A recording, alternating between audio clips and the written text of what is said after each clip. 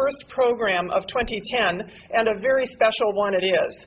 Tonight we have the rare opportunity to hear from not one, but two individuals who played key roles on opposite sides of the Cold War as we celebrate the opening of the museum's newest feature exhibition, America and the Cold War. As always, we are very grateful for the significant support of the Ford Presidential Foundation, which has made tonight's event and this exhibit possible.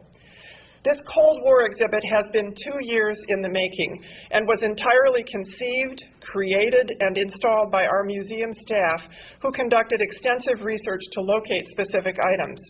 Tonight, you can see artifacts including the safety plugs from the nuclear bomb dropped on Hiroshima, a Nike missile, the flight suit and other materials from the U-2 spy plane of Francis Gary Powers, a Trabi automobile, and even toys and games with Cold War messages that some of us remember from our youth.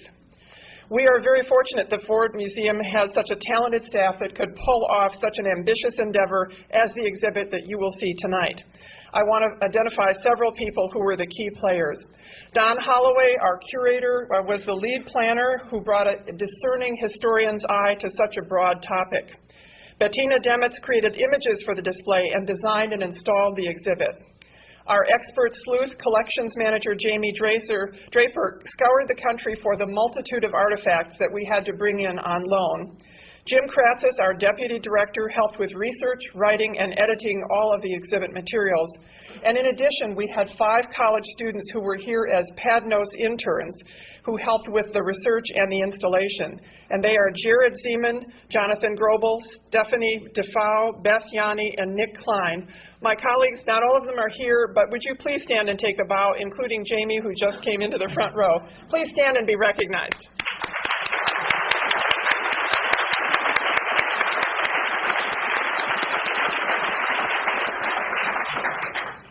The Cold War spanned over 4 decades, a time when people were afraid not of invading armies, but of missiles from the sky, carrying devices that would not just kill groups of people, but potentially could end the human race.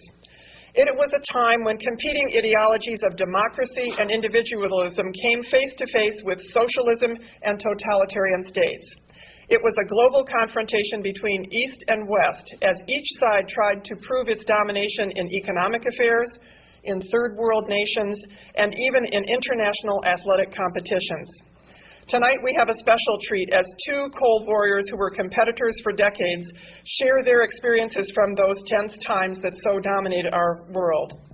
Peter Earnest, seated on your right, is currently the executive director of the International Spy Museum in Washington, D.C., which is arguably the most popular museum in the capital based on the number of spy museum shopping bags you see all over Washington. We were honored to have him speak here 2 years ago for the opening of the Enemy Within exhibit, which we had on loan from the Spy Museum. Mr. Earnest had a 36-year career in the CIA, which included over 25 years in the clandestine service unit, serving for 10 years as a field operative or case officer in Europe and the Middle East. He held a number of senior positions in the CIA, returning to Washington to serve as the agency's Director of Media Relations. He was the principal spokesperson for 3 different CIA directors, developing and implementing a strategy of greater openness with the media and the public. He was awarded the agency's Intelligence Medal of Merit for superior performance throughout his career, retiring with the rank of Senior Intelligence Officer in 1994. After retiring, he co-founded a company that worked with other organizations on training and educational programs for the intelligence community and the private sector. Last fall, he published a children's or young people's book titled The Real Spy's Guide to Becoming a Spy. And it's terrific. So for those of you who are considering a career change, I recommend it as your guide. You'll find out if you have the core essential characteristics. Our second speaker is Oleg Danilovich Kalugin, who was a retired major general in the Soviet KGB. He was born in Leningrad, and his father was an officer in Stalin's NKVD. He attended Leningrad State University and was then recruited by the KGB for foreign intelligence work, serving in the first chief directorate, where he became the youngest general in the history of the KGB. He has an extensive experience in various parts of the world and has also authored a book which is also going to be on sale in the lobby. He offered the Real Spies Guide, he offered his own version of a spy guide for all of us. In terms of our program tonight, I want to talk you through the format because it's a little bit different. We're going to hear first from Peter to speak for roughly 20-25 minutes, followed by Oleg. Then Jim Kratzis, our Deputy Director, will come to the microphone and will take your questions. You should have received a 3x5 card and a pencil. You can pass those questions to the side aisles, and Jim will handle those, and we'll get in as many as we can. They have said they will answer questions as long as you're interested, and I think you'll have lots of questions. And after that, Joe Calvaruso, who is the Executive Director of the Ford Presidential Foundation, will come up to do the close. So we thank you for coming, and I think we're all in for a real treat. Peter, it's over to you.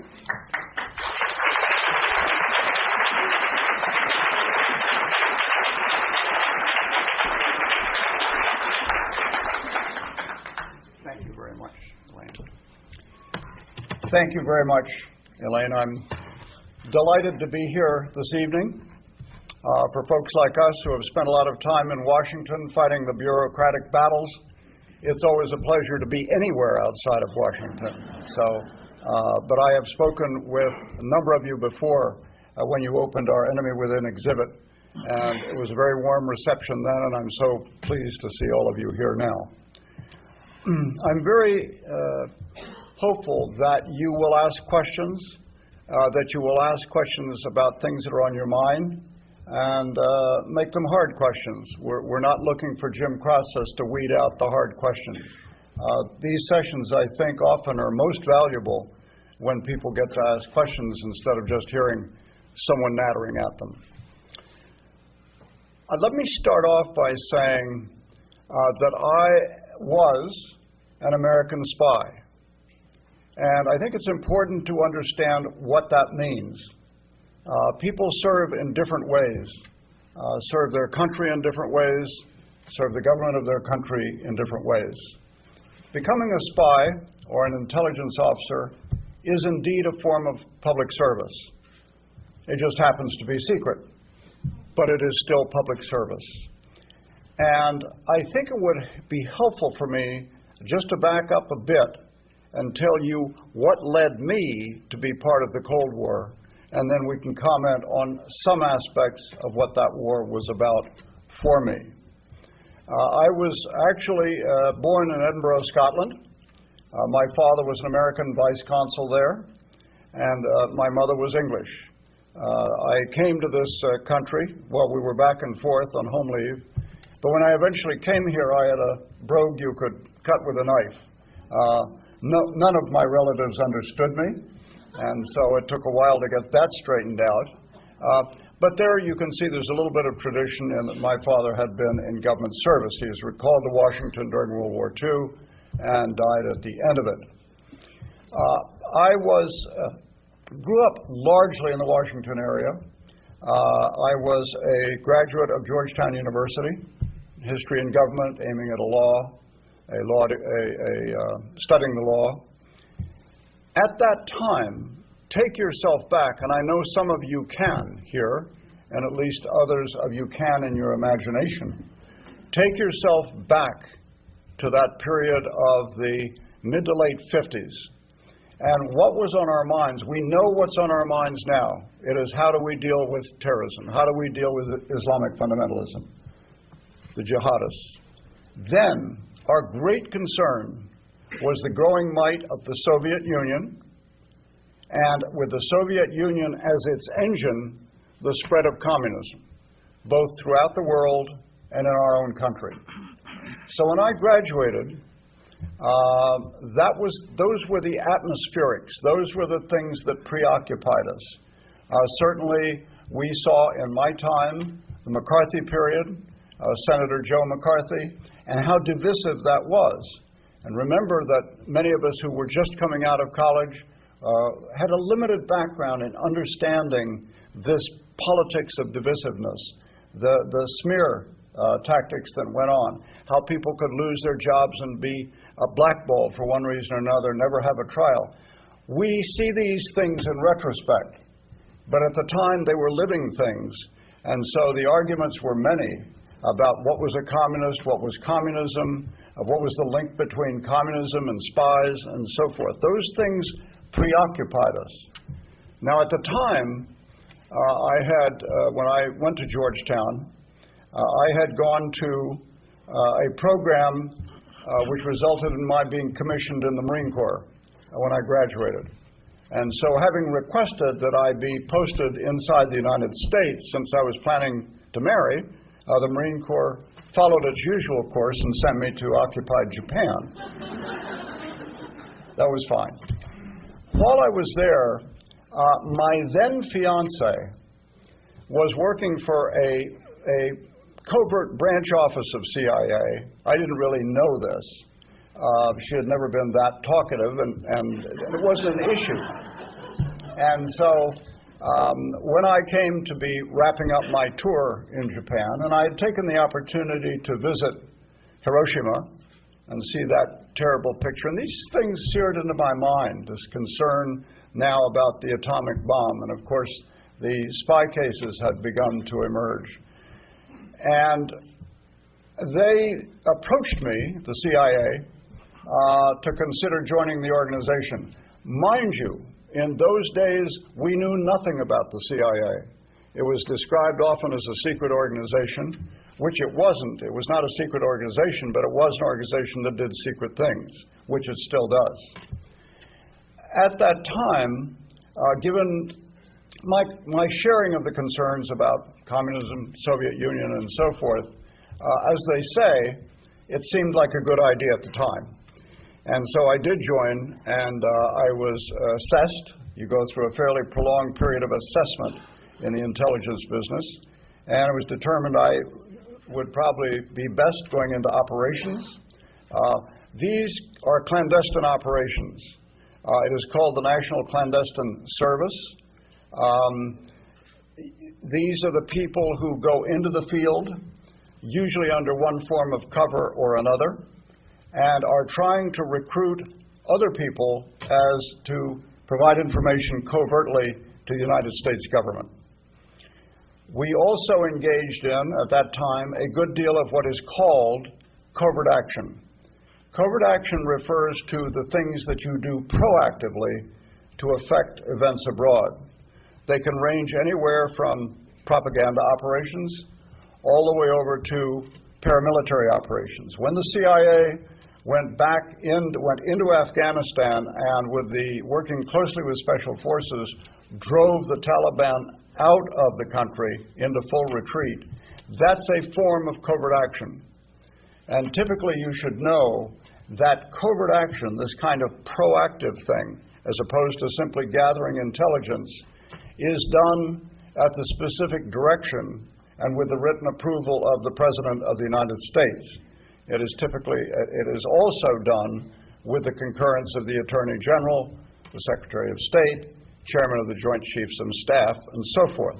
So it's not just something that the folks out at CIA think up on a Saturday morning when things are slow. Oh, let's overthrow that little country. We hadn't run across that one before. So it's a process. Often covert actions do not even originate in the CIA.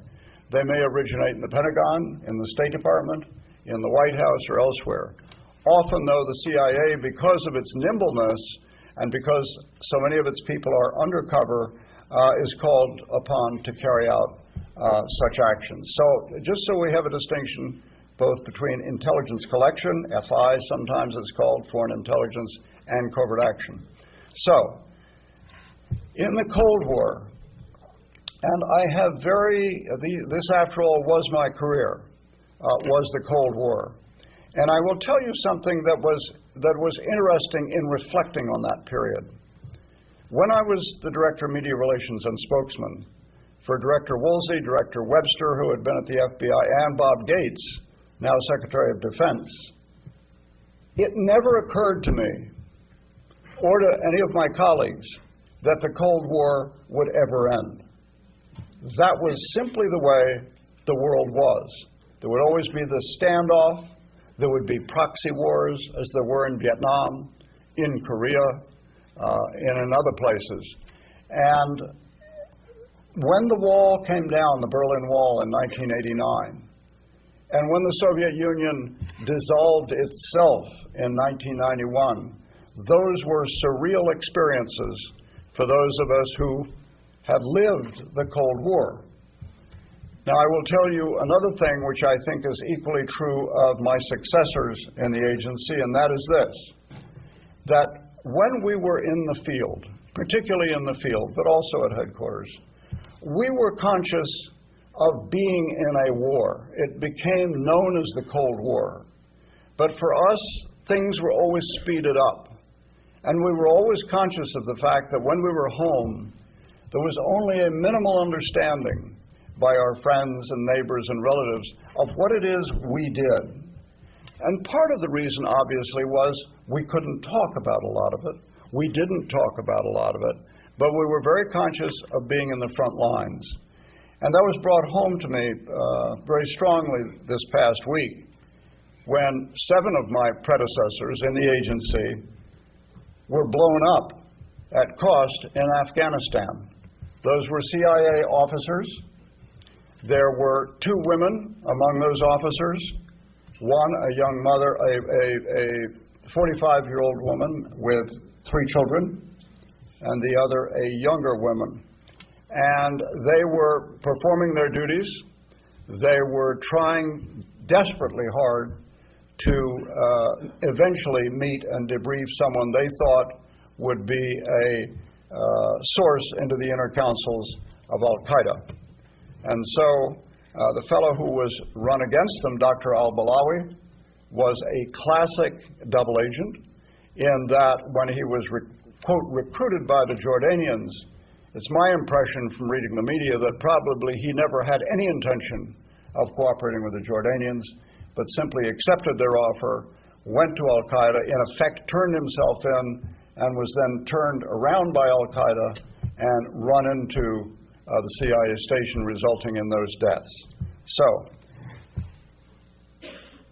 when we ran operations, we went to great lengths to penetrate, embarrass, distort the other side. The other side, the principal part of the other side was the Soviet Union, and specifically the intelligence service, the counterpart to the CIA, and that was the KGB, of which Oleg was a member, as well as the military portion of that, which was the GRU. Having said that, we also dealt with each other all the time in various countries of the world. It was sort of a minuet. We were trying to recruit one another. And in some instances, we were successful.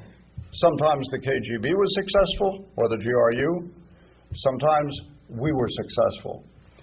But that dance, if you want to call it that, was part of the interface, if you will, between the Soviet Union and America. Yes, people were caught up and killed in the proxy wars when the Soviets themselves invaded Afghanistan in 1979 and paid a terrible price in lives and treasure. And I think even Oleg would agree, you can certainly ask him, that in a way the Soviet defeat in Afghanistan was, in a sense, the Soviet Union's Vietnam, and it weighed heavily on the society and on the government, and it led eventually, of course, to the dissolution of the Soviet Union itself. I should add, by the way, as we look at these various practices, when the Soviets went into Afghanistan in 1979, as you know, a number of American hostages were held for 444 days, I think it was. We eventually, that was the taking of the embassy in Iran. Let me switch back to Afghanistan. In Afghanistan, we provided support, we, the U.S. government, through the CIA, provided military weapons, ammunition, supplies, resources to the Mujahideen. These were the Afghanis in opposition to the Soviet occupiers. That was a covert action. It was not done as a public policy move. It became, of course, as covert actions often do, one of the worst kept covert actions that we have done. And this is because sometimes administrations, wanting credit for doing things, will leak the idea, we're also doing this. And of course, CIA, who's in the front lines, often pays the price in terms of having its people further exposed and so forth. But we know that is often the price of the particular kind of activities that we are engaged in. The agency, and I will refer to the agency for a moment, CIA, went through difficult periods during the Cold War. You may remember the committees of Senator Frank Church, Congressman Otis Pike, dragged CIA and the FBI up to the Hill and beat them about the head and shoulders for things, some mail openings and other activities. There were also the assassinations. The assassinations, of which there were 4, never took place, but they were planned, and that was something that the agency was directed to do. We are today back in the business of targeted killings. This is a term which I think arose primarily from the Israelis, but as we target the leadership of Al-Qaeda, and we have taken out a number of its members, largely through these Predator drones, unmanned aerial vehicles. These are instances in which we have targeted specific people, and this is within the context of being at a war. This is a wartime thing. And so you can see parallels arising between some of the things that grew out of the Cold War, but were really not practiced to any great extent, but now we find ourselves in a very different situation. After the Cold War, and I think this is important, after the Cold War, and we have to give great credit to President George Bush, 41, because when the Soviet Union dissolved itself on 31 December 1991, George Bush made a decision that we, as a country, would not crow about this, that we had not, he would not tout that we had won the Cold War. The Cold War had ended. It ended with the Soviet Union dissolving itself. Relations resumed among us as nations, Russia now, and the United States. When the Cold War was brought to an end, Bob Gates, then director, flew to Moscow, and among the things that he took with him was a tape of a burial at sea of bodies, Russian bodies we had recovered from with the Glomar Explorer, bringing up portions of a Soviet sub. And that was taken by Director Gates at that time to show Americans' extension of dignity to those Russian sailors who had died in performing their duties. And at the same time that he delivered that to the Soviet government, he also directed that I release it to the American media.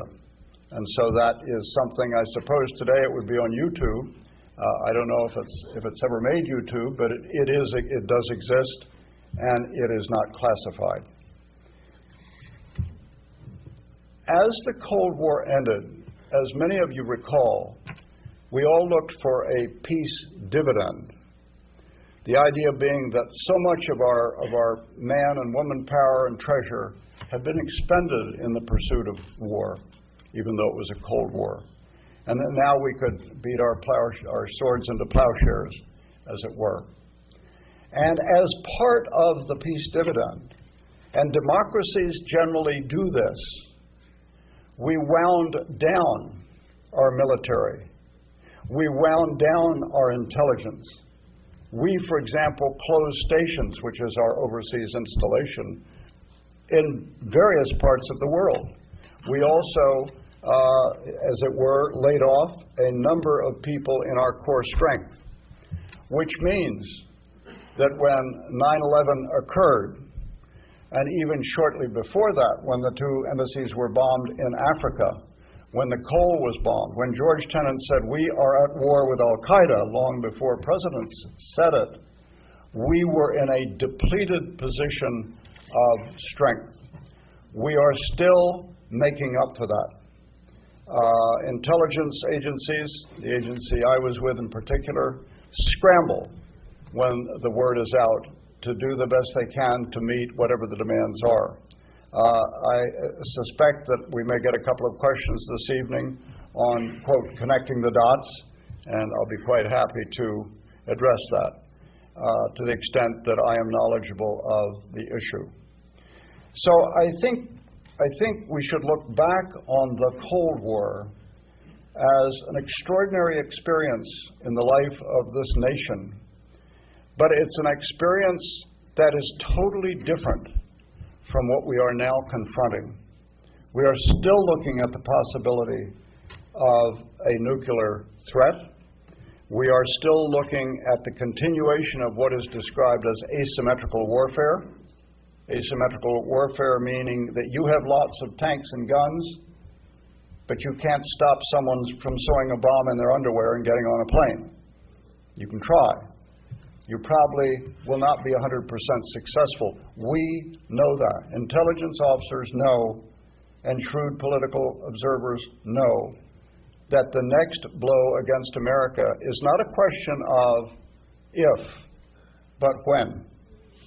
Because we, in the United States, and our defensive capabilities, FBI, law enforcement, intelligence community, have to be right 100% of the time.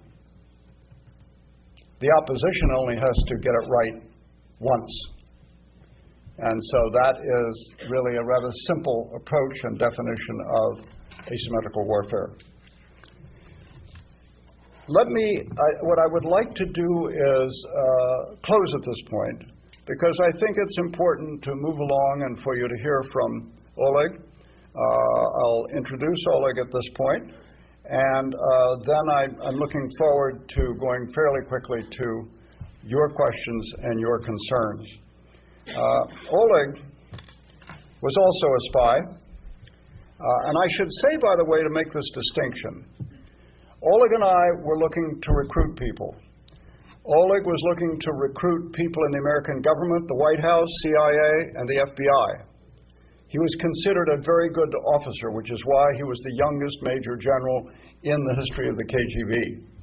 He handled one of the most damaging cases ever run against the United States, and that was the running of John Walker, a warrant officer in the Navy, who provided secrets covertly to the KGB for virtually 20 years. When the court heard this case, evidence was introduced, testimony was introduced to the effect that the intelligence he provided to the Soviet Union about our capabilities, particularly our naval capabilities, had war-winning implications. Meaning, if we had gone to war, which could have happened, certainly the Cuban Missile Crisis brought us very close, the information he passed might well have tipped the balance in who got an early lead in that particular conflict.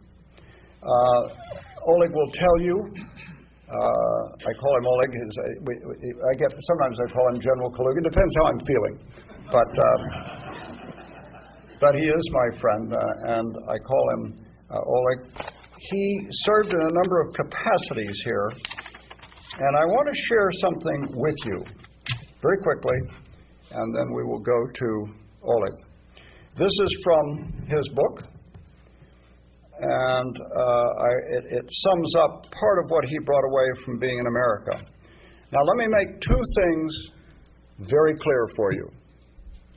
Oleg Kalugin was never an agent of the United States government.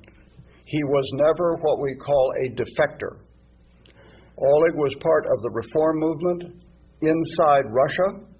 He actually ran and was elected to Parliament.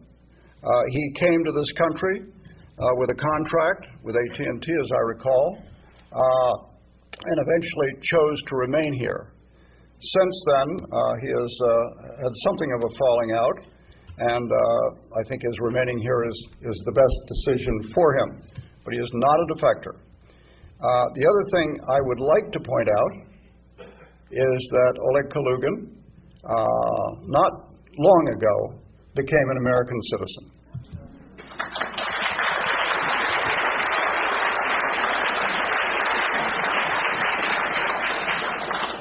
In that sense, we won. This is in Oleg's book. He is about to go back to Moscow, and he writes here, "I had spent a decade in the United States, and those years had a profound effect upon me. I grew as an intelligence officer, and I tasted the freedom of American life. After Washington, I would return to Moscow and spend another 10 years in the heart of the Soviet Union's intelligence apparatus. I would serve my country faithfully and put everything I had into battling the United States, the CIA, and the West. But that decade in America had changed me irrevocably. I had learned to speak my mind, and I had learned not to cringe. In the 1970s, as the Soviet Union became more deeply mired in the stagnation of the Brezhnev era, these were not highly prized qualities. Ultimately, my outspokenness, my reluctance to kowtow to superiors would lead to my break with the KGB, and for that, I am grateful to America." Oleg Kalugin.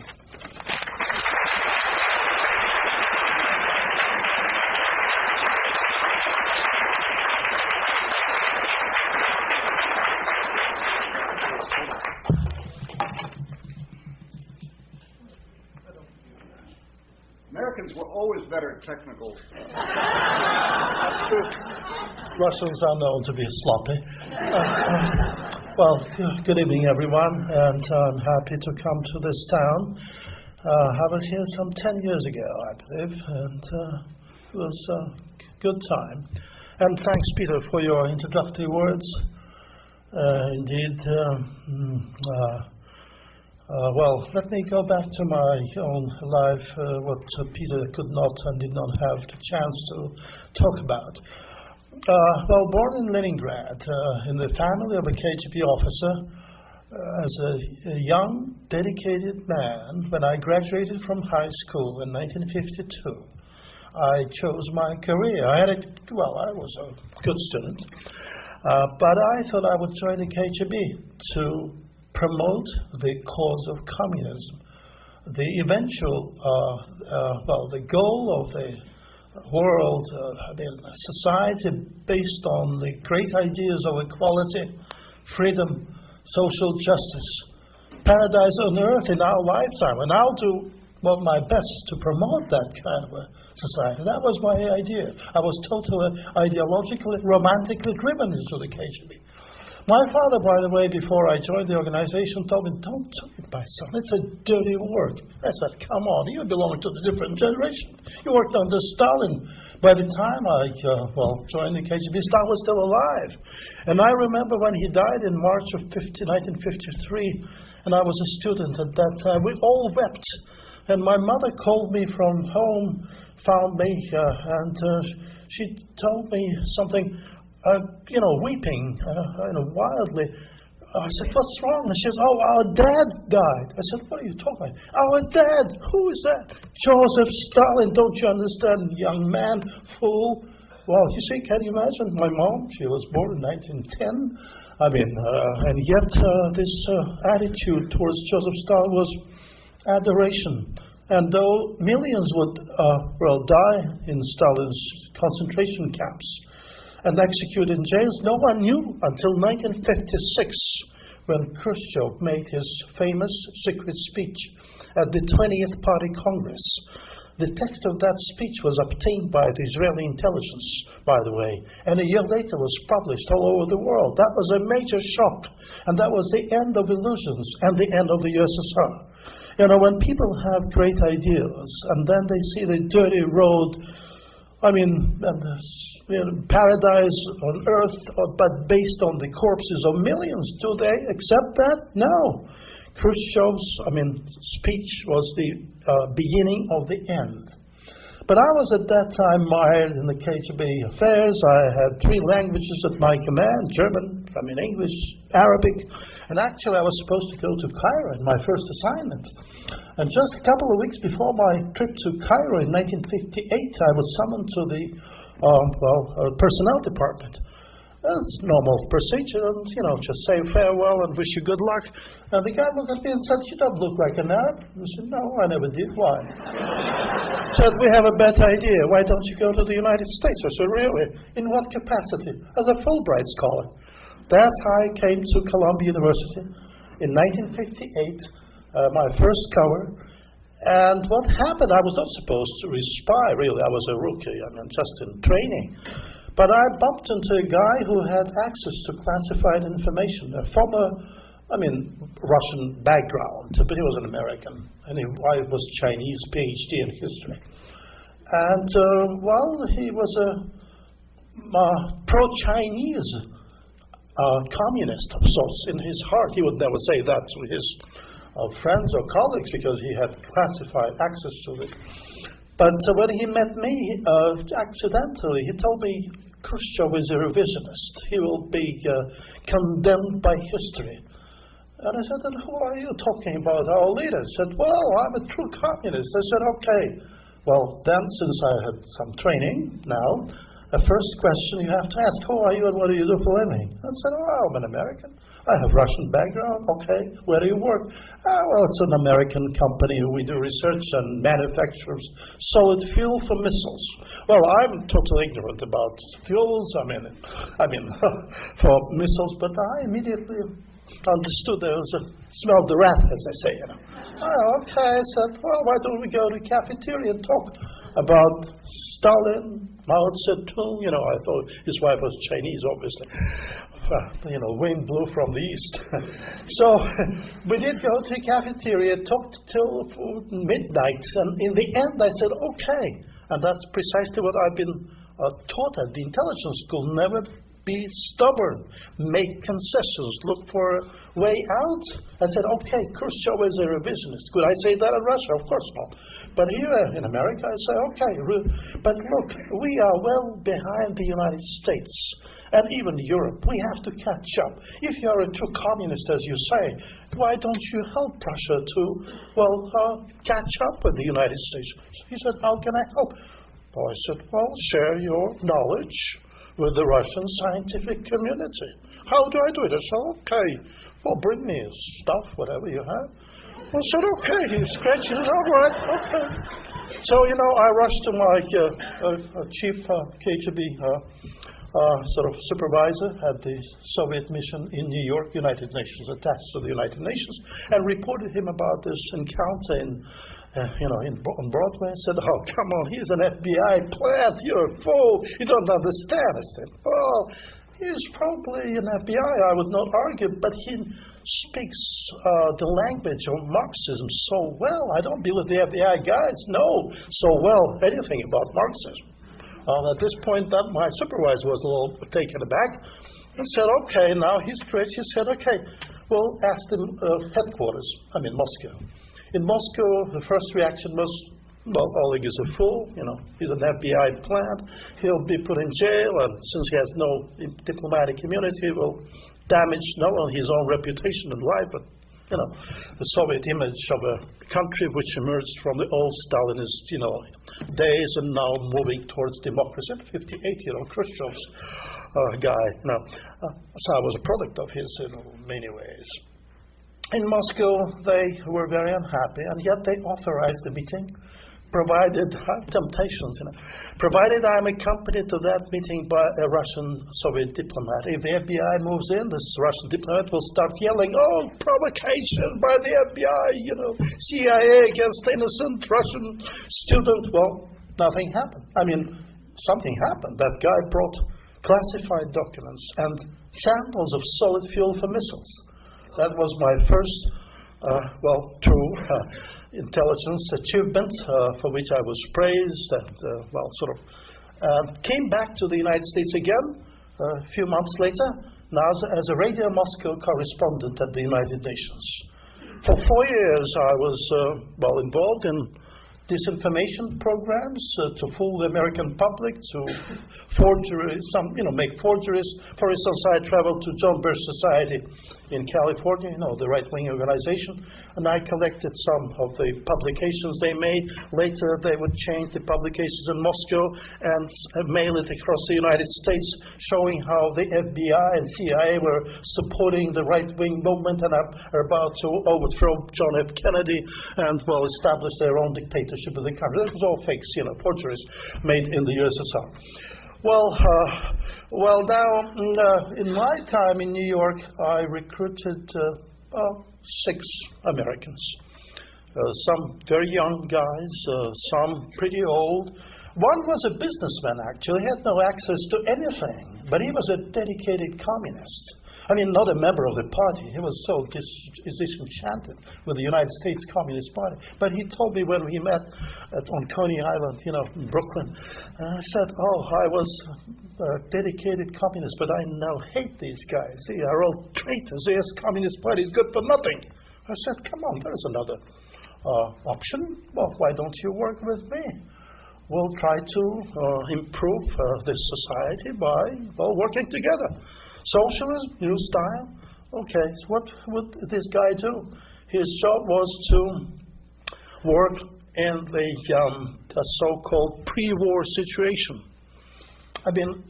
If the war was imminent between the United States and the USSR, and that time during the Cuban Missile Crisis, things were really moving in that direction. This guy had been tasked to blow up power lines, supplies of electric power to Washington area, and poison water supplies in Washington area. So, poison not to just feel bad. So no electricity, you are, that's awful, miserable state. Well, that was part of the stuff we did at that time. And, later I recruited a number of guys. I simply mentioned to one who was a well-known American Zionist. And when I met him, he said, I'm a Zionist, I don't care, I hate you guys. I said, okay, I'm a communist, but world peace is paramount. We have to unite our forces, communist, Zionist, fascist, whoever, to save peace from warmongering, American militarists, the Pentagon, CIA, whoever. I said, what can we do? I said, come on, let's launch a major a pacifist magazine. I said, money, where do we get? I said, no problem, Radio Moscow will provide funds. So we provided thousands of dollars, and we did have that magazine published across the United States with some Nobel Prize laureates, Linus Pauling, Bertrand Russell, Albert Schweitzer, members, and one Army general, retired Hester from the United States Army. Well, they did not know it was a KGB publication, but they contributed to its prestige, name, and that was part of the job I was involved in. Well, Martin Luther King emerged from the American public arena. Well, we tried to approach him, we failed, so we called him Uncle Tom. So we had to create something different. I found one man, an Afro-American, he was a naval architect, and when I met him socially, and I was a kind of social animal, part of the journalist profession, and that was my coverage journalist. So I met him socially, and he told me when he learned I was a Russian, I hate this society. I'll join the Black Panthers, and we'll destroy it. And I said, don't be a fool. The Black Panthers is no good. Let's do something different. I hate Martin Luther King. I said, I understand. So let's launch our own civil rights movement. Oh, come on. How can we do it? Money. I said, come on, no problem. Radio Moscow will provide funds. So we launched our own, KGB-sponsored and financed civil rights organization with the Liberation magazine as a major voice of American, Afro-American community in the United States. Well, I'm just mentioning a few cases. For instance, something which the CIA never does. They are practical men. We are, full of theories and idealism. I met a young man who was just a graduate of high school in New York. And I to tell him Actually, he was fingered by one of the old communists. He said, Oleg, why don't you meet this young man? He wants to join the Communist Party of the United States. Talk to him. So I meet him, say, you want to join the United States Communist Party? You're a fool or something? Don't you understand? Your name will be registered tomorrow in the FBI files. You'll ruin your career. You want to be a party member? Okay, fill out this form for me, all right? I'll send this to Moscow, and you'll be a secret member of the United States Communist Party, and I'll be your handler, okay? And he was a young man, a kid from high school, said, okay. That's how we, cultivated this man, and we would provide him financial support, and his job would be to land in the State Department eventually. 5 years later, that's matter. KGB doesn't count money. That's Russian way of... well, he did not become a State Department employee, but he would go into politics and would become a well-known figure in this country. So that's how it works. Well, anyway, my New York assignment was very successful. I was later reassigned to Washington as deputy chief and acting chief of station. And this is when I handled John Walker, one of the top guys, a couple of guys from the National Security Agency, one guy from the CIA. But let me tell you something. In Washington in the late 60s, unlike the 1940s, early 50s, when we had hundreds or thousands of sympathizers, now we have only people who wanted to make money, by espionage. Well, let me give you some figures from historically known. Before 1948, the Soviet intelligence handled over 300 assets in the United States. Informers, 26 of them worked for the Office of Strategic Services, 12 for the Defense Department. People like Alger Hiss, who was a senior State Department employee, another guy who was Assistant Secretary of the Treasury, Harry Dexter White. Had Henry Wallace become President of the United States, when after Franklin Roosevelt died, we would have had Secretary of State, Soviet agent, Alger Hiss, would have Dexter White, just Secretary of the Treasury. Well, listen, that was the Soviet approach. We made some gains in Europe. Communists were close to power in France, in Italy. Eastern Europe was occupied, as you know, by the Russian troops, so they established rule of law, Soviet style in Eastern Europe. But the United States was enemy number one. Before World War II, actually, it was the United Kingdom. After World War II, it was the United States, enemy number one. Well, so I worked on that front, and we did some success. But I say people were ideologically driven. Those 300 I mentioned, take Julius and Ethel Rosenberg. They were, sentenced to death. They were, they were given a chance to plead, guilty and say that, something. They would never do it. You do not know that a couple of years ago, under President Putin, at that time he was president, they were posthumously decorated the highest award of the USSR, the Heroes of the Soviet Union. The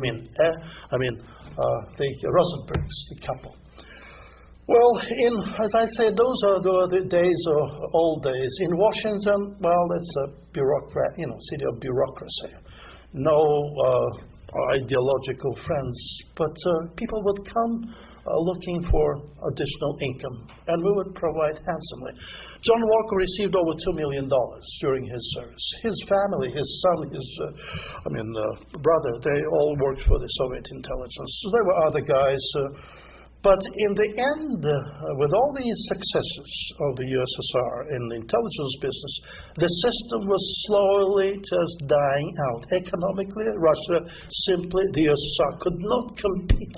And though Khrushchev and Brezhnev and eventually Gorbachev said, we will catch up with the United States and build a society based on respect for human rights, it will take maybe 20 years or so. Well, nothing happened. The Soviet system was just degenerating, slowly going down economically. And when I was in the intelligence services in a very high position, chief of the foreign counterintelligence with nearly over 500 foreign assets, 2/3 of them were members of foreign intelligence and counterintelligence organizations, including CIA, FBI, DIA, well, you name it. Of course, the Brits, had been penetrated by people like, Kim Philby, George Blake, quite a few others, and all over Europe. But in the United States, we were losing grounds because the Soviets would not show anything, of the future of the society. And I was myself, probably as I mentioned in my book, I spent too much time in the United States. I became vocal in my criticism of the Soviet system. And when one of these guys I mentioned earlier from the chemical corporation, my first agent, he was approached by the FBI, but he just fled from the United States and settled in Russia, provided with all the comforts of life and pension for the rest of his life. But he was an American guy. And after he lived in Russia for a while, he started voicing his displeasure, disconcern. And Soviet KGB informers immediately reported KGB. This guy is probably a CIA. Deliberately smuggled into the USSR to sow the seeds of dissent within the Soviet intellectual community. So the KGB domestic service jumped at him. They arrested him. They tried to prove that he was CIA. He denied everything. So they decided to put him in jail anyway. And that's when I had a choice. I learned about that, because my name was linked to that guy. I was the original, And I came forward and said, I think this man is innocent. And can you imagine? That was 59 when I met him, and it was 69 when I met him in jail, Lubyanka jail. And I looked at him and said, why didn't you tell me 20 years ago that you were a CIA plant? Well, according to the instructions. He looked at me and yelled, you're a fool, idiots. I hate the moment I met you. I was always your man. Then he broke down in tears. I hugged him. And when I left the prison, I went to Andropov, KGB chairman attempts. And this man is innocent. He's a victim of intrigues and Soviet mentality. And Andropov said, listen, you're a good, great guy, but you lived too long in the United States. You know nothing about your own country. Why don't you go to your hometown, Leningrad? And I said, why should I? Okay, you'll be number 2 man. So I came to Leningrad in 80 as a first deputy chief over 3,000 officers under my command. That was the field office of the KGB in St. Petersburg. And I was number 2 man. And that was really an eye-opener. In all my previous life, I dealt with foreigners, recruiting them, having all the perks of life in Russia. And now I face my own people. Disgruntled, unhappy, disenchanted. And my job is to either put them in jail or psychiatric institution or kick them out from the country like we did. And I thought, this is not what I had been trained for. It is not the ideas I had been fighting for. I'm grateful to Gorbachev when he came to power and he said, publicly that it's time to stop lying to ourselves and to the world. And I immediately joined Gorbachev by sending a letter to him. Mr. Gorbachev, you will never succeed in your reforms unless you destroy the KGB, which has become a state within the state. Well, at that moment, Mr. Gorbachev did not understand my intentions. I was immediately summoned to the KGB offices. They said, you're a traitor. I said, okay. I wrote another letter and made it public. At this point, I was summoned to the Prosecutor General in Russia to face charges of treason. And then a miracle happened.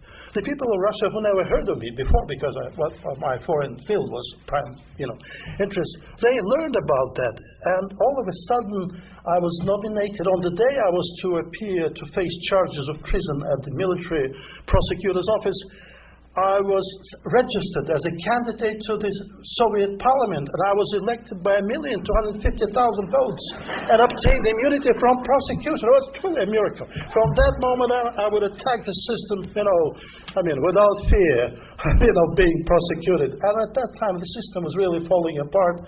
And Gorbachev stripped me of my rank and decorations, and I could not put him in jail. And later, in August of 1991, the former Soviet conservative KGB guys, my former colleagues, tried to overthrow that coup against Gorbachev, and Yeltsin climbed on the tank and challenged and Gorbachev restored in power. And I remember I received an invitation, first of all, to become the chairman of the KGB. I said, no way, I'm a public figure, I'm in politics, I'm not interested. And people will simply misunderstand, why should I go back to the KGB? They said that's what he had done for his career, no way. Okay, when Gorbachev came back to power, I was invited to the reception. November 7th, national holiday of 1991. And I was so happy. I was totally rehabilitated. Gorbachev personal invitation, and I have it in my collection here in the United States. And he shakes my hand and apologizes publicly. I mean, Sergeyevich Gorbachev. I was so happy. I did not understand, and I did not know. Just 6 weeks later, the USSR would just collapse. And Russia, independent Russia, will emerge on the ruins of the former powerful Soviet Union.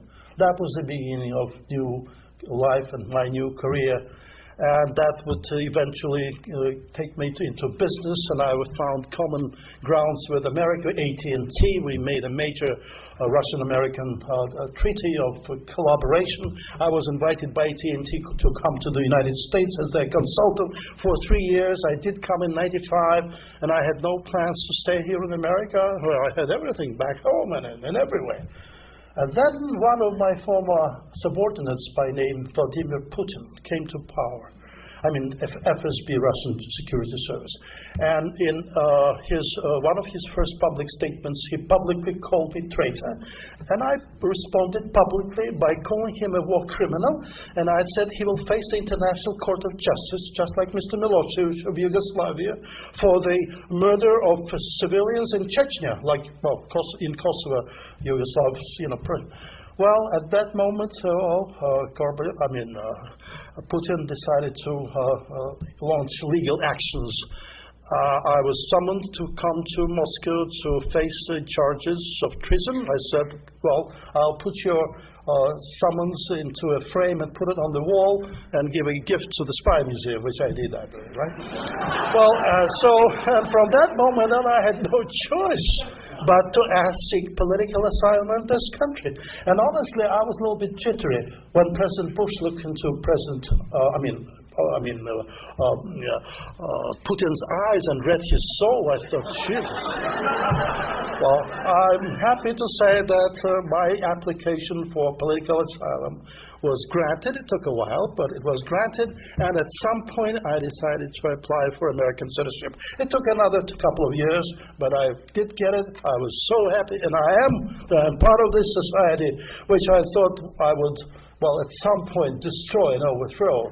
But I was accepted, and the generosity and kindness of the American people made me a different man. Well, that's truly my story. Thank you.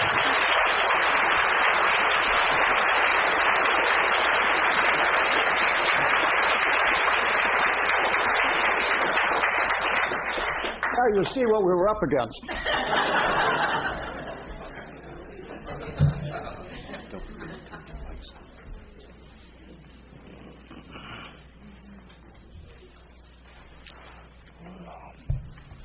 Well, heck of a couple there, isn't it? Did you turn your mic on? And Oleg, we're so glad you didn't overthrow our nation. And more importantly, we're really happy you're an American citizen. Thank you. Yeah. First of all, a little business here. If you did not get an index card when you came in, Barb Packer, our education person, is walking around right now. And she will hand those out if you want. And if you've already written a question, just pass it to Diao and Kristen over there. We'll collect them, and I'll bring them up to me, and I'll try to get through as many as possible. But while I'm waiting for some of those questions, I'd like to ask each one of you a specific question, and then one collectively for both of you. First of all, Peter, considering the hot spots in the world today, and of the threats that we see, where should our intelligence focus? Should it be on nations, terrorists, or should it be in the world of technology? Part of what we have to understand is that the function of intelligence, and as many of you know,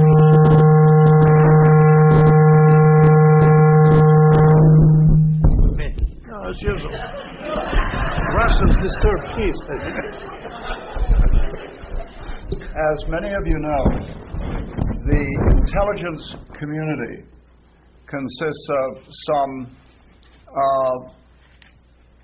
200,000 people. It is taking about $80 billion of your tax dollars.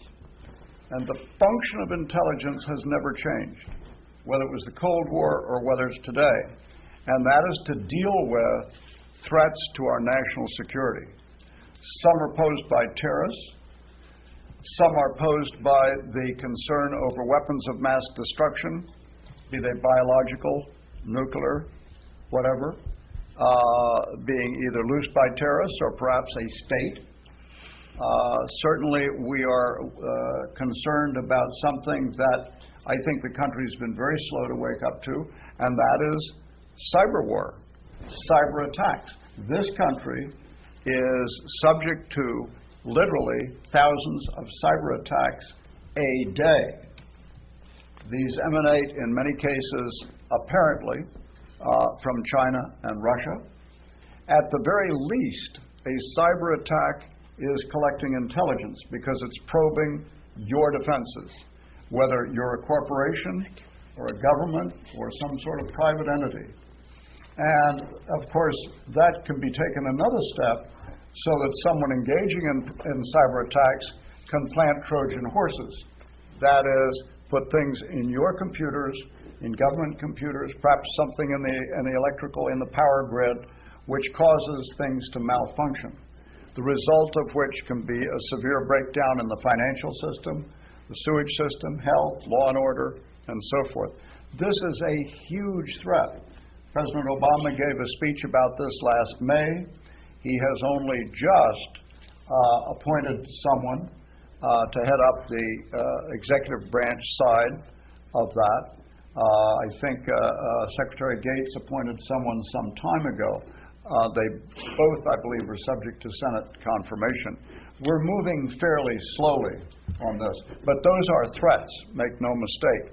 So I don't think it's a choice, do we do this or we do technological. I think these are all threats. These are threats posed by the way the world is today. And we know what we've just experienced in this breakdown of the financial system. And to the best of our knowledge, I've seen nothing to indicate that that was caused by outside forces. I think we and other countries did it to ourselves for a variety of reasons. But think for a moment if someone deliberately set out to cause the financial system to disrupt. Your credit cards wouldn't be good. People would not have cash. Think of Haiti writ large. So another thing we're looking at certainly is the changing demographics in the world. And that may be caused by or lead to shortages of food, resources, water. It may cause the movement of people around the world. Another enormous threat posed to our country is simply globalization. Because globalization is not just about trading and bartering services and so forth. It's also about the globalization of organized crime. We see more linkages between organized crime, drug dealers, terrorists, human traffickers than ever before. And this is facilitated by globalization. You now have the drug dealers flying goods from Latin America to Africa for ongoing transport into Europe. We see drug dealers developing small submarines to carry drugs. They don't need to cross the border. So all of these things pose a threat, and they engage law enforcement, but they also engage intelligence in the broad sense in that we need to know what's happening. So I don't think it's an either-or. I think there's a very broad range of things that this country needs to be concerned about. Okay. And Oleg, earlier today when you and I were talking, you told me that you worked kind of behind the scenes in Washington during the Cuban Missile Crisis. How close were we to an all-out confrontation between the United States and the Soviet Union? Well, we were very close to that confrontation. But common sense prevailed. Nikita Khrushchev was bluffing. He was, that was part of his character, bragging, boasting, bluffing. But fortunately, at that time, the United States government managed to obtain intelligence information from a senior Russian military officer by name Penkovsky. He had access to real facts about the Russian defense capabilities. And he gave to the White House information which suggested that Khrushchev really doesn't have what he is talking about. That the Russian, so-called hundreds of missiles, indeed maybe a few dozen, and they would not reach the United States unless they are fired from Cuba. That's one of the reasons which led to the missile crisis when Russians wanted to install intermediate missiles on the Cuban territory. So Penkovsky actually, well, there is a book, by the way, published a couple of years ago, The Man Who Saved the World, and this is true. Had the White House carried by some right-wing, radicals or some crazy guys, you never know, things happen. If they would respond to Khrushchev's threats, by launching an attack somewhere from Turkey, by the way, the United States always had military bases in Turkey, just 100 miles away from Moscow, maybe 1,000, a few hundred. Well, that would be really a disaster. But common sense prevailed, and thanks to true, genuine information from the heart of the Russian military establishment. So that shows once again how important. Well, by the way, Peter mentioned John Walker, the guy who I supervised. When Walker was arrested and charged with espionage, a former National Security Agency director, Vice Admiral Studeman, spoke as a witness. He was also deputy chief of the CIA for some time. And I will quote him. He said, and I quote, "Had the military conflict erupted between the USSR and the United States at that time, the compromised cryptographic materials provided by John Walker to the Soviets would have had military implications, and winning implications for the Soviet side." Can you imagine? That was the value of the guys of one intelligence officer. Something which we unfortunately did not understand at the time. Well, the CIA is now a mature organization, relatively. The Russian services, in fact, lost their zeal and a lot of attractiveness. And in terms of whom pays more, well, that's a matter of, budgets. But we are now more or less on equal. Russia has emerged as a independent nation from the ruins of the USSR. And it challenged America now, saying we are equal. But everyone knows that Russia economically is way behind. And in that sense, espionage remains one of the main parts of the political establishment and military. And Russian espionage, which at some point has been cut short, in the years following the downfall of the USSR, has been totally resumed. And the SVR, current Russian intelligence, has been, working quite actively. And some of the relatively recent cases of people like Ames from the CIA or Bob Hansen from the FBI and a number of other cases show that the Russians never gave up and they never will. As a main power, emerging from ruins, it wants to challenge again and Russia is rising from its knees, as President Putin said at one point. It's rising from its knees again to face the world as an independent, free, full of dignity. A special civilization. Which, by the way, in some ways may be a threatening point. When Russia, particularly the younger generation, claims that Russia has a higher civilization, superior to any in the West, that reminds me of Nazi Germany, which also had some superiority of some information. So that's a problem which Russia is facing politically today.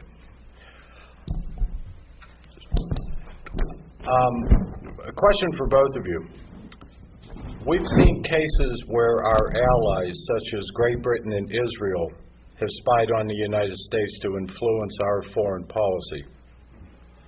How pervasive has the United States been spying on its allies, and in turn, did the Soviet Union did the same with its own security and its own allies? Now I'll ask Peter that first. Well, espionage has sometimes been described as the second oldest profession. What's the first? Huh?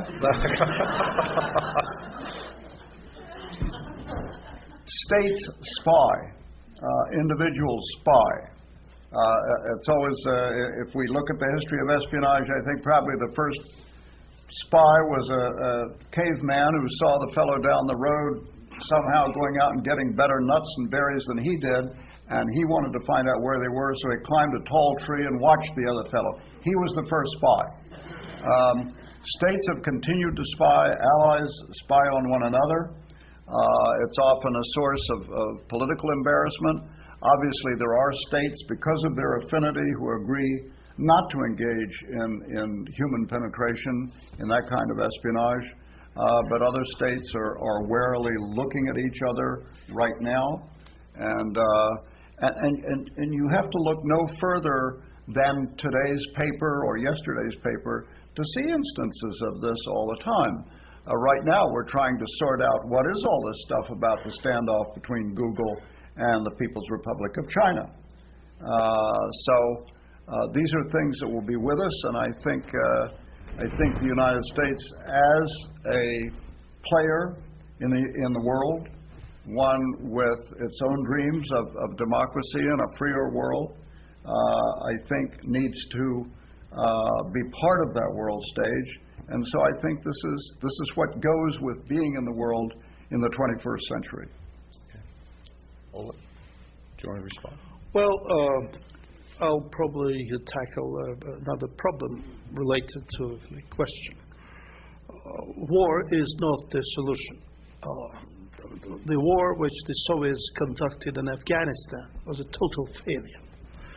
I remember I was invited to provide some of my own ideas how to settle the Afghan problem, and I prepared a special report to the Communist Party Central Committee at the time, and it was Andropov, who the chairman of the KGB. He liked the report, sent it to the Party Central Committee. One of the main issues of that Afghan solution, in my view, was the economic and social change and Russian participation in reforms in that country.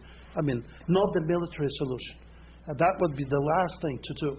And I remember that when, I traveled to Afghanistan myself, so I knew Presidents Taraki, Hafizullah Amin, and many others in the old days. So I had some reasons to believe that a military solution is impossible. So when my ideas were reported to the Party Central Committee, they, obviously would immediately ask the military, the Russian Defense Department.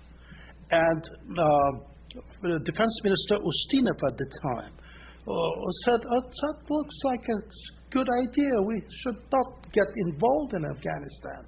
But the Russian military, the general staff, they were so anxious to go down south to occupy more space for the Soviet. And actually, Iran was the ultimate goal at that time. Through Afghanistan, we'll change the events, and political situation in Iran, and we'll secure our southern borders. That was the main idea.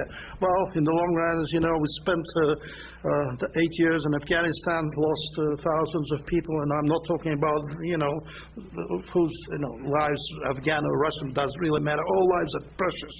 But we simply lost everything and withdrew. And this is the lesson we have to learn now, the United States, with our military involvement. I have always been a proponent, an active supporter of active special measures. Paramilitary operations. Well, let me give you an example. I really hate to say that publicly, but, okay. We get involved in, we didn't like Saddam Hussein, all right. We, blamed him for terrorism, okay. But he was not real, but okay. Why not get rid of Saddam Hussein without getting militarily involved in Iraq? Well, I'll tell you, the solution of the intelligence services. Well, recruit waiter who serves Saddam Hussein tea every morning. Give him $1 million and promise or pledge to provide political asylum in the United States or elsewhere. She will serve tea to Saddam one evening, and there will be no Saddam next morning. That's so simple. That's a Russian solution. Well, America has a different approach. Well, anyway, this is what the intelligence is for. And in our age, nuclear age, if we go too far in our military actions, we'll get involved in something, and we deal with the Muslim countries, some antagonists, extremists who may respond by blowing up the world. You know, they don't care about our lives or their own lives. That's the difference. And we have to stop that. We have to find other solutions. That's I have a whole program how to deal with the problem. And I mentioned some of the ways, how to, first of all, economic and social change, number one. Just a quick footnote. When Oleg uses the term special,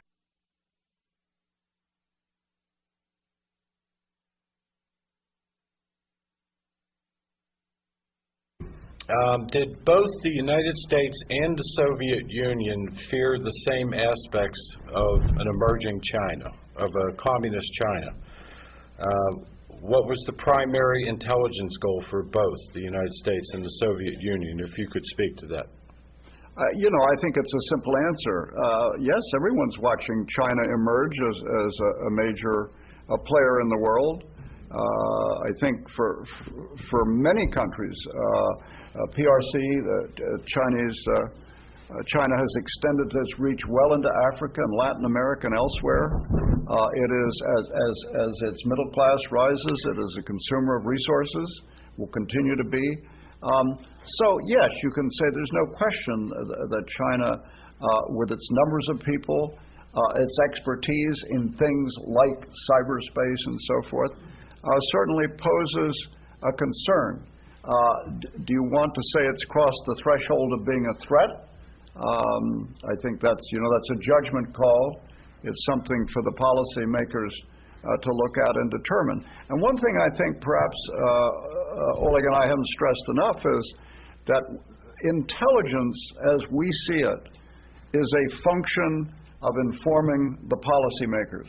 It is the policymakers, the President, the Joint Chiefs of Staff, the Secretary of State, and so forth, who determine what the policy will be. It is our function to enable them to be as well-formed as they can be.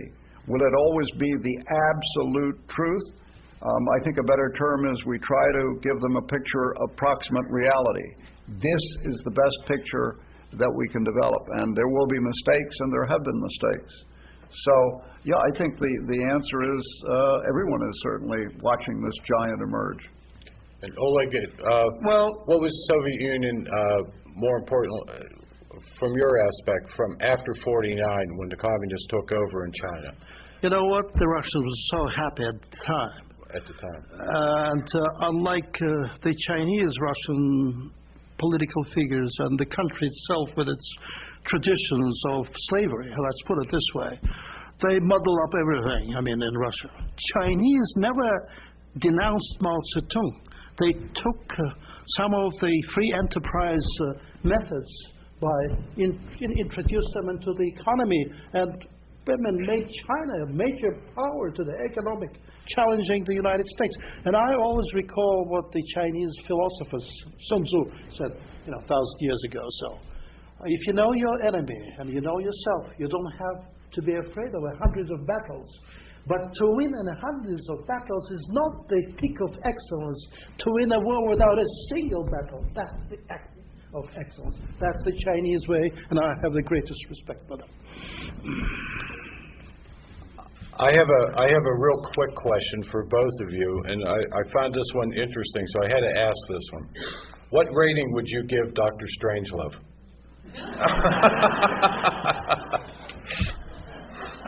What rating? What rating? I'm reading directly from the card. Okay. I consider it one of the historical benchmarks in American film history. I agree. I've never forgotten the line when I was at the general who stepped in and said, "Gentlemen, gentlemen, stop fighting. We're in the war room." Yes.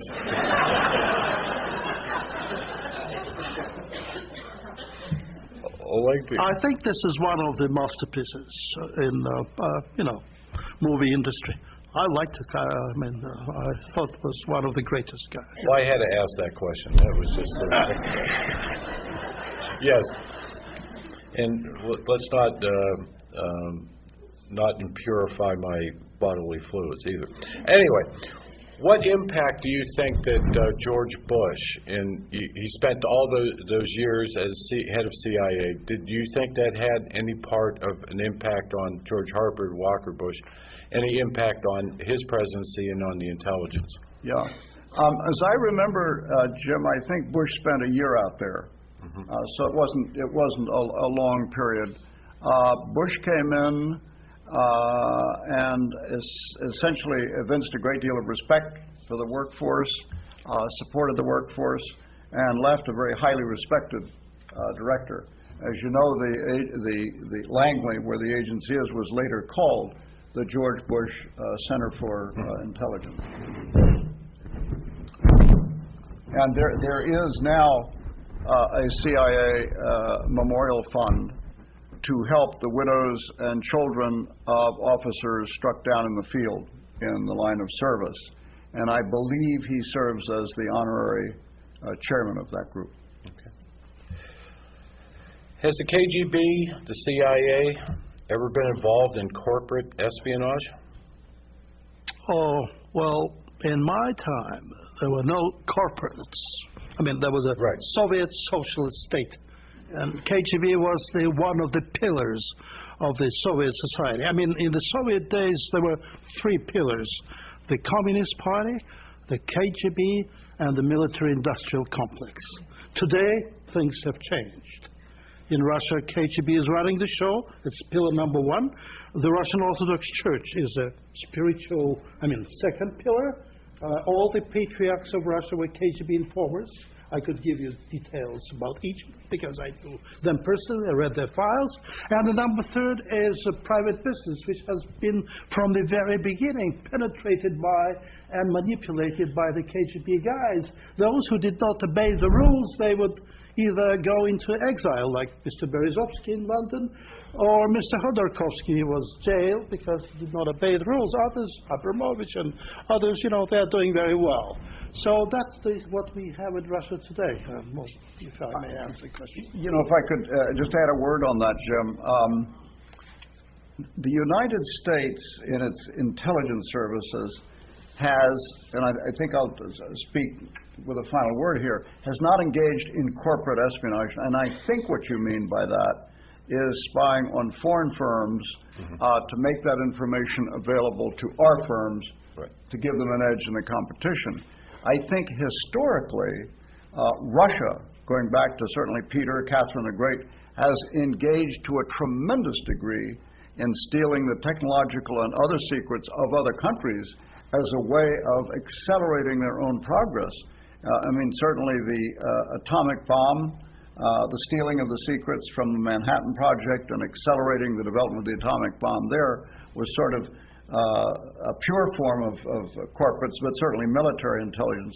But I think, Oleg, you would agree that Russia has historically, and I think even today, targeted foreign firms in order to learn their secrets. Instead of developing their own resources. Yeah. It's truly amazing. I deal with some of the Russian scientific community now who live in the United States as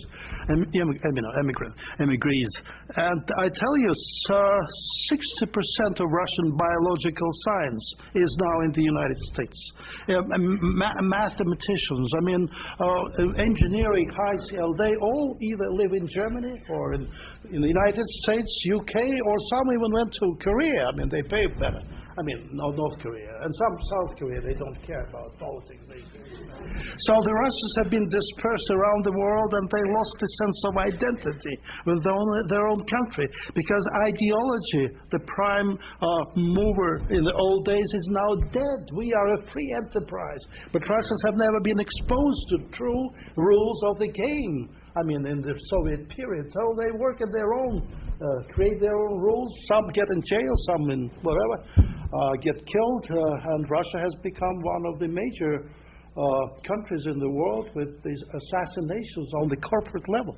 I mean, people who would not obey the rules of, they would just get out of circulation.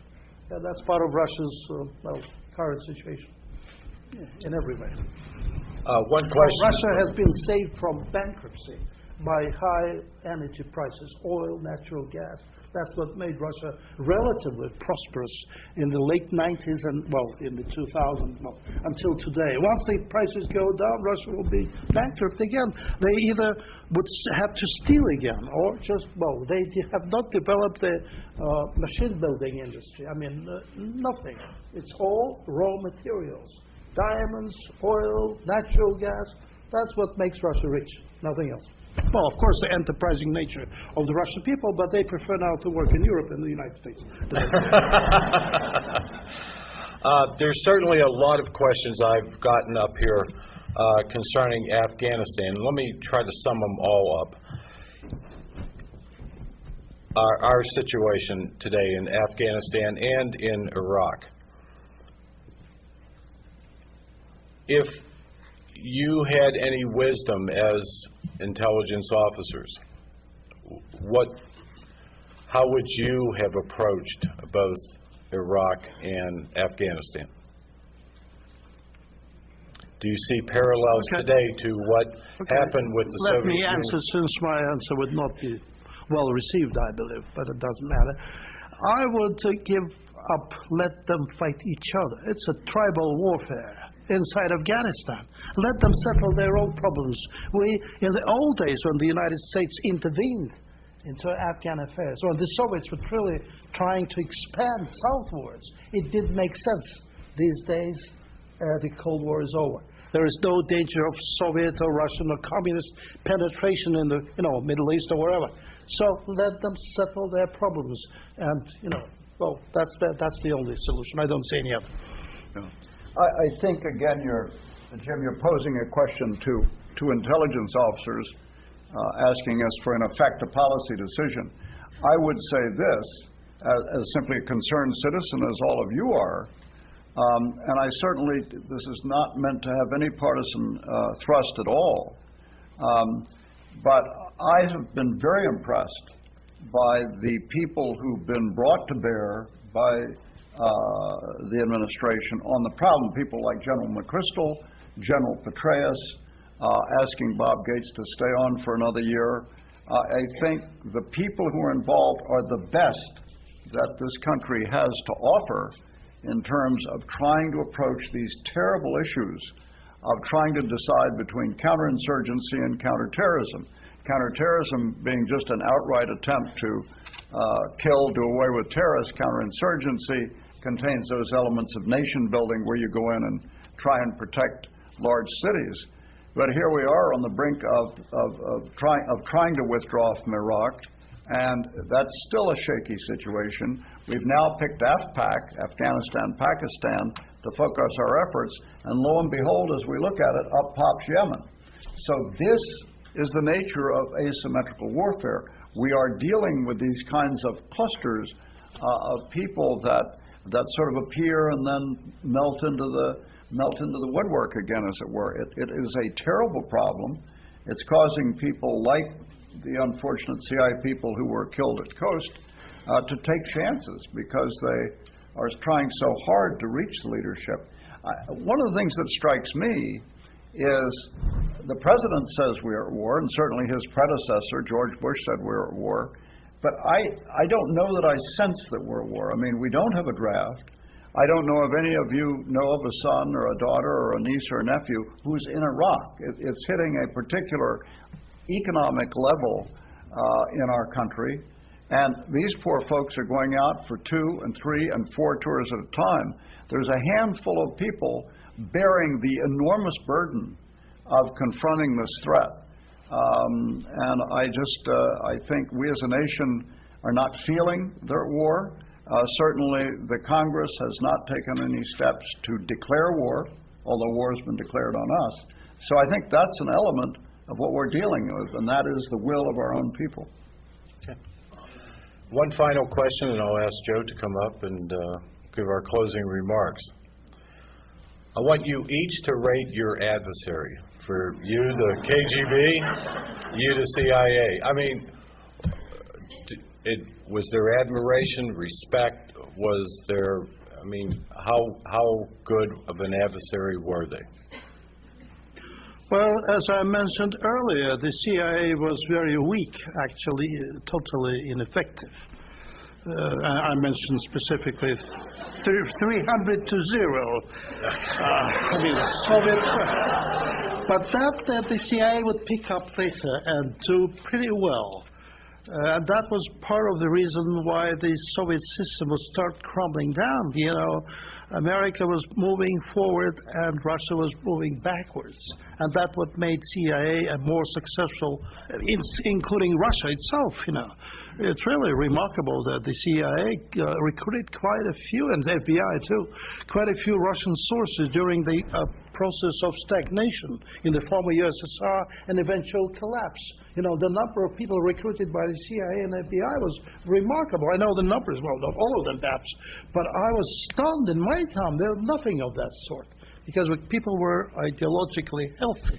These days, you know, with all these things in ruin, well, anyone will probably benefit, not only the CIA, whoever is paying more, that will succeed. You know, it's always a challenge to sort of rate intelligence agencies because, and I think I said this at the beginning, intelligence is one tool. There are many other tools that nations employ to play on the world stage, as it were. And I'll just take one instance, which was towards the end of the Cold War. The reason that the treason of Aldrich Ames, Rick Ames, who worked for me, by the way, in CIA, he did not have the word spy written on his forehead at the time. But the reason he was so devastating, and the reason Hansen, the FBI turncoat, was so devastating, is their treason resulted in the rolling up of over 100 operations in East Europe. And we know of at least 10 Soviet intelligence officers who were cooperating covertly with CIA, who were rolled up by the Soviets, tried in some cases, and executed. So the reason that was so damaging was because of the successes that we had enjoyed. So you can certainly look over the Cold War and look at the rhythms of recruiting and losing assets. Both services were formidable, and both services tried to operate on a worldwide level, which really stretched the CIA thin. The KGB had pretty much of an unlimited budget, but as George Tenet testified on the Hill, he has fewer CIA officers covering the world than there are FBI agents in New York City. Well, thank you very much. And Joe, closing remarks. Thank you, Peter. Thank you, Oleg.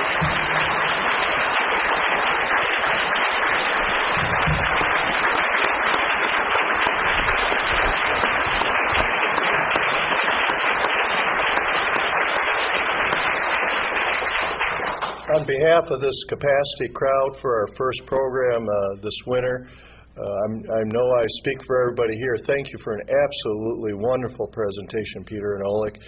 We have a special gift for both of you on behalf of the museum and foundation, which I will provide to you at the end. I'd like to encourage everybody to spend time. We have a book signing after as we leave here. We have a reception.